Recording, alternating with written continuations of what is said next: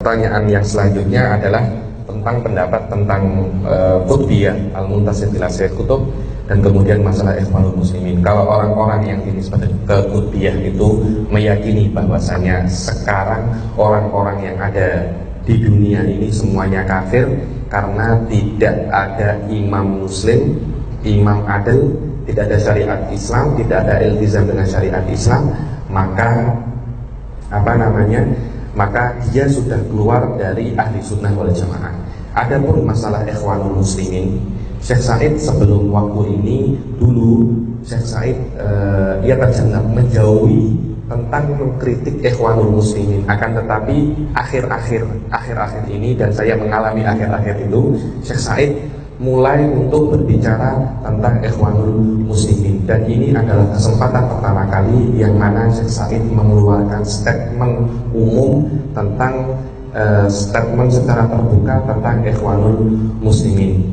Pertanyaan satu-satunya pertanyaan yang dilontarkan oleh Syekh Said kepada Ikhwanul Muslimin adalah, kalau kalian memang benar-benar partai Islam yang bermadhabkan ahli sunnah wal jamaah, kenapa kalian tidak mengajarkan mutun-mutun ahli sunnah wal jamaah kepada pengikut-pengikut kalian,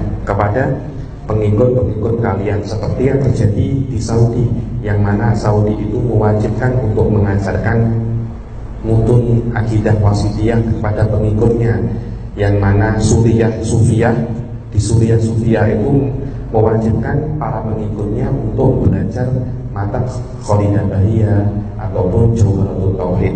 Kenapa? Kalau memang kalian itu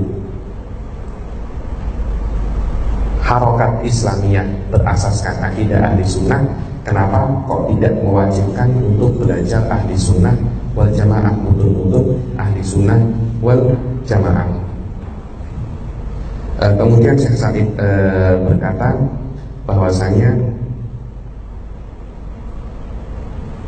banyak sekali apa yang aneh di dalam Ikhwanul Muslimin, terutama di dalam masalah akidahnya dan di dalam pergerakan politiknya, yang mana pergerakan politik Ikhwanul Muslimin dari zaman dahulu itu selalu gagal.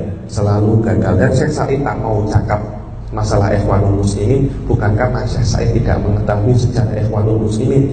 Beliau mengetahui semuanya dari sejak zaman di Mesir dan setelahnya, beliau mengetahuinya, tapi beliau tidak ingin mengotori dirinya dengan masalah politik. Akan tetapi akhir-akhir ini beliau terpaksa untuk mengatakan statementnya tentang Ikhwanul Muslimin. Dulu 20 tahun yang lalu Ikhwanul Muslimin secara politik mengajak orang-orang untuk menegakkan syariat Islamiyah dan negara Islam. Akan tetapi akhir-akhir ini mereka mengajak untuk menegakkan daulah madaniyah.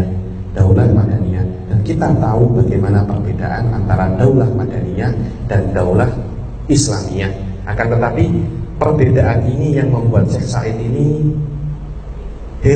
terheran-heran bagaimana bisa berubah semacam ini. Bahkan Syekh Said mempunyai kawan di Majelis Syuro yang mengatakan bahwasanya di sebagian majelis permusyawaratan Ikhwanul Muslimin, kalau saya ingin menghukumi dia, maka dia itu adalah seorang yang murtad karena dia lebih mengedepankan mazhab Almani liberali daripada mazhab Islam. Akan tapi saya tak cakap itu takut adanya fitnah. Sampai sekarang Ikhwanul Muslimin masih menerima sebagian dari mazhab Almani. Dan ada seorang syekh namanya Syekh Said Hawa di dalam kitabnya جولات في الفقهين الكبير والأكبر.